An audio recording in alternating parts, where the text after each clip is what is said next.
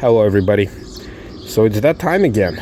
We got upper 80s, lower 90s happening, and I'm still sporting this 06 Lincoln Town Car, which I'm going to give you a tiny update in a minute. But you know, I ran the AC and I realized that it's starting to get a little warmer than I had in the past. And I remembered, I wanted to buy another one of these, but then I remember, I think I had some left over from before. And I went into my closet, and this thing came out. Oh, it came out of the closet. Okay, that's by accident. Sorry, guys. And I realized that it's about half full. So, last year, so this is going to be really a repeat of last year's video, where I really didn't know what to expect as far as this product goes, but I ran it through the AC system of the car, and for 2012/2013 season, it was cold. It probably dissipated a little over the over the last year, but at the same time, I think this is good. So what we're gonna do is we will try to run this again, but I have to kind of learn how to do this again. So we're gonna try to remember the instructions. So step one, turn the engine on and turn the AC on high and activate recirculation mode. So this is going to be interesting because it only goes on the window, on the defrost setting, where it's going to come out of the dash vent. So having that problem, so that's going to be an issue, which I did not have last year. And of course the neighbor is leaving right as I'm filming. Step two, place coupler. Okay, so this I do remember. All right, step three, run it and then use the gauge. All right, so here's what we're gonna do. We will try to do exactly what this thing says. So again, last year I don't think I had this problem. Oh, come on, focus, there you go. But let's see what we have going on. So walking up to the car, and all right, so we're gonna set this. All right, I got my son with me. He tends to like, oh god, it is really hot in here. Look at all the steam that's coming out. I don't know if you can see it through the camera, but you're gonna have to trust me. Oh wow, it is hot. So we're gonna start 121,000. Oh, turn the radio off. 121,200, I think. All right, so look, so it's 89 degrees. All right, so we will turn this on. So the problem I have now, so it's coming out from here. All right, so we're gonna turn it to max. So here's what I'm gonna do. I'm gonna turn it to this setting. So that's how I'm driving. You see that? It's on the defrost, and then the air is coming out on full blast out of here, which I usually don't use the full blast. I mean, it was cold enough where I didn't have to do that. But because the recirc mode needs to be on, so I will do the unthinkable. I will switch. That probably means, so you see, so it's switching, it's trying to switch, but now it blows out of the feet. But I think that's what's necessary for this. All right, so we're gonna pop this hood. All right, let's close this. Oh my God, everything is freaking scorching hot. I'm not in Florida. I am in Illinois, but wow, it is a hot day today. So yesterday I was driving home from work and I turned on the AC and I realized that it's just not what it used to be. All right. Oh wow, look at all the fuzzies. So if I remember it correctly, this is the port. So, I mean, other than that, I mean, I don't want to jinx it, but overall, the engine is running fine. I'm not having any problems with it. All right, so I will need probably two hands to connect this beast. So, but yeah, I mean, let's do a little engine tour. Yes, it's dirty. Yes, it's blowing all kinds of tree fuzzies all over the place. But yep, here's my 2022 battery. Runs fine, starts fine, went through the winter, no problem at all. Don't really hear any strange noises. I even got the cowl cleaned a little bit. I got a few little helicopter plant things, but all right, let's connect this to that port. There's the cap. And, we'll see. We'll see how it goes. All right, so I almost put it in the wrong hole again. That's the wrong one. It didn't fit there. I don't know what it is. If you guys know what it is, put it in the comments. I'm not a mechanic, nor am I mechanically inclined, so not really sure. But it's this port. This one, it just fits. You pull on this tab, and then it fits like a glove. So here's kind of interesting. You know, it says it's filled. Now, well, come on. Now, I know it's not filled because it's not as cold anymore. So we will try to use this thing and at least jack it up to maybe the border between the green and the yellow. All right, so let's see what happens.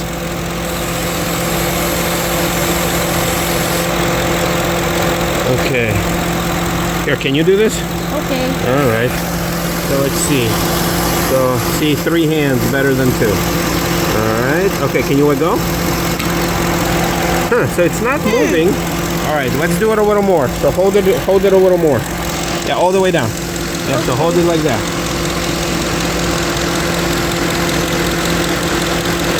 Okay. All right, let's go. Let it go. So let's see. Oh, you know what? Maybe I don't think we shook it. I don't know if this is required to shake. Always wear gloves. Seals the leaks. Place. Remove the shipping disc. Screw. Shake the can. You know what? We did not shake the can. Son of a can.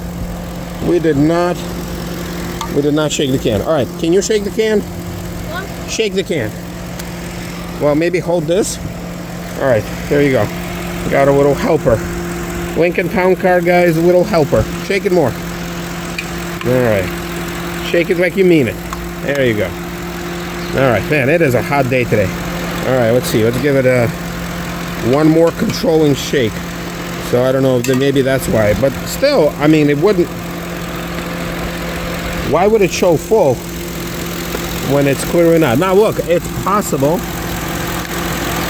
So yeah, so this is how you put it on. You just basically fit it over. All right, so let's, yeah, so it still says green. All right, go ahead. All the way. Okay, you got to, okay, there you go. All right, so I hear the little hissing and then it drops. All right, let go. So that's kind of weird. It did not move. Now, this can, yeah, just keep holding it.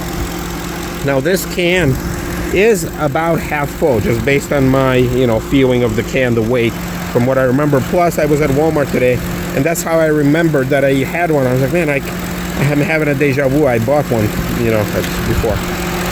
All right, well, so this is kind of interesting because when I did this the first time, if I remember correctly, it was showing, you know, less than full. But all right. Well, so we're just gonna dump whatever is remaining in here. I mean, we really have no use for it, and I'm not keeping it for another year. If it doesn't do anything, I will try one more, you know, just to buy one. All right, so let's see. Let's go. Let it go. Yeah, so it's definitely lighter. Plus, it became colder. So there is some sort of a chemical you can kind of see. There's a little chemical exchange happening. So I'm going to shake it one more time. And we're going to try to dump whatever is the remnants of this can. And I hope it works, because look, I can live, you know, without a lot of luxuries. I can live without my heated seats, although they do work. All right, go ahead, go for it. Yeah, just keep holding it. But I cannot live without AC. I don't know, I have something happening with me where I can handle the cold just fine. And no, it's not because I'm Eastern European. It has nothing to do with that. The temperature where I grew up was not much different than here. Mine is the humidity. I did not experience humidity before I came to the United States at like age of 8 or 9 or 10, I don't remember. All right, go ahead. But the heat was there, so it's not that. It's just there's something going on. Like I can seriously lose consciousness if it gets too hot. Too cold, I'm perfectly fine. Too hot, I'm not. So, all right, what do we got? Do you hear hissing? Does it make any noise anymore or no? No? I mean, it's cold on the bottom, so it's doing something, but look at this. And it's cold in the middle. Yes, so it's definitely doing something. And it's making the little psst. All right, let's do one more shake. So, yeah, I mean, okay, it's definitely lighter. So, So there's something in there. So look, I mean, is it possible that this cheapo gauge, sorry guys, I know this video is like halfway out of focus. Possible that this cheapo gauge just doesn't work? I don't know. Or maybe it was missing so little that it didn't matter. All right, yeah, yep, do it. So yeah, so now it's not going all the way. All right, yeah, so just hold it for like a minute. Whatever is remaining inside will transfer itself into the car. We will go in, we will check and see if it's any colder. I'm not looking forward to bringing this car to a mechanic for this reason, because I understand the complications of what, I mean, like a 17-year-old car at this point. You know, air conditioner problem. But you know, I might have to, because otherwise, I mean, I don't want to jinx it, but I mean, it works fine. It takes me to work, brings me back, you know, allows me to buy stuff, allows me to get to places, allows me to earn a living, right? I mean, and I enjoy driving it still. All right, let go, please. All right, so now it's really cold. Yeah, so you can see, I see a little condensation here. Okay. All right, so I think that's about as much as we're gonna squeeze out of this thing. Let's see. Yeah, there's, all right, so at this point it's done. All right, so let's go inside. Here, let's go inside here and see what's going on.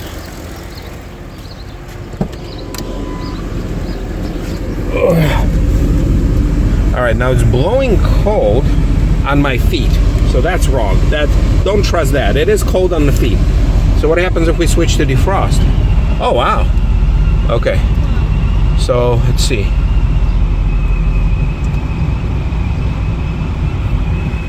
All right, you know what? I think we're gonna need to go on a drive, because I know that when the car just sits, you know, it doesn't really produce the coldest AC.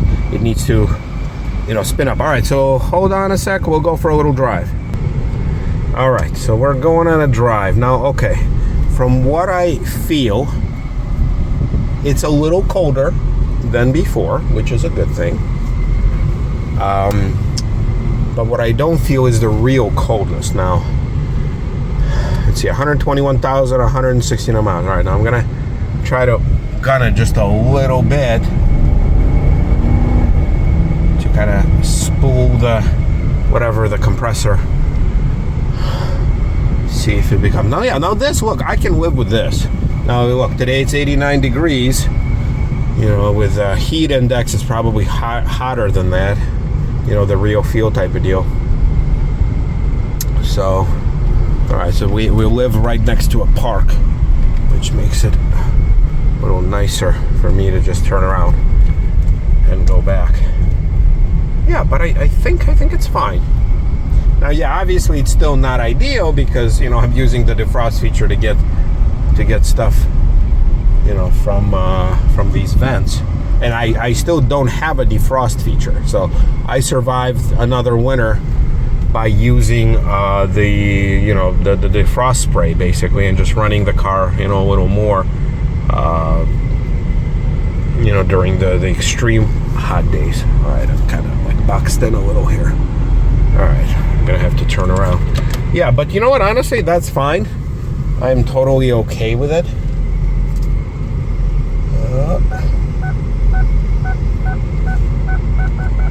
All right. There's a new Honda Accord, everybody. All right. Yeah, so it's a dead end. It's a dead end parking lot. Looks like there's a baseball game here today. Okay. Well, I mean, look, in general, I think it's fine. So to kind of sum it up, so these AC in a can type of situation, I mean, they do work. I don't know what they do. Obviously, it will not substitute for a broken AC system, but as far as like refilling it, yes, it's not at the professional level. Yes, it doesn't really take anything out of the system, so it doesn't like refresh, you know, the actual coolant in the AC unit. But as far as getting you the cold, at least for one season out of that one can, or maybe in my case it might be two, yeah, this will be fine. And I think on the highway it'll probably do a little better than you know, just at low RPMs. So that's kind of where we are. Yeah, so a few of you, commented like that these cans are trash and they don't work or they break your system. I don't know. Not in my case. Not trying to dispute this, but just the fact that it's not having that effect on my car, at least, for now. My car has plenty of problems, but none of which are caused by that, recharge thing. All right, so I'll show you another little update in a second. All right, so another update I have is my trusted can of Flex Seal. I know what you're talking. I know what you're thinking. I get it, but I just want to show you outside here.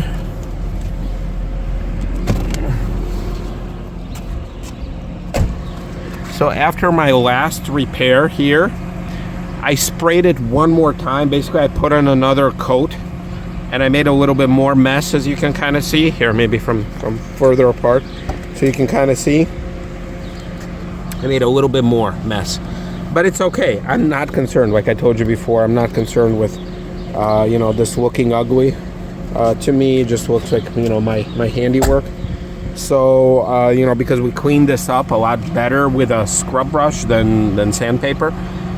It, no rust really peeked through. And then what I did a little later was I put another coat of Flex Seal, to seal it. so now I got several layers of Flex Seal.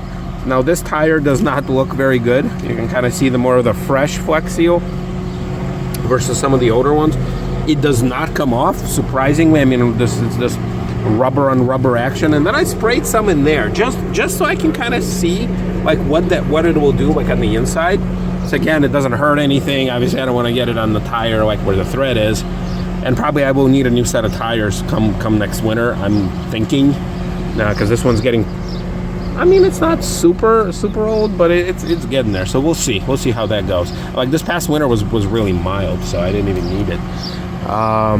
But yeah, and it's been fine. Like kind of no rust is peeking through. Yes, it looks ugly, I admit, but it doesn't bother me really. I'm not super concerned. And yeah, I mean, other than that, look, AC works, engine works, it starts. What else is there? I'll check the fluids right now. I noticed my washer fluid is a little low, so I'll do that. But other than that, doesn't really cause me much trouble. I still like it. We still got our Forester. And that's about it. So, all right, everybody. See you next time.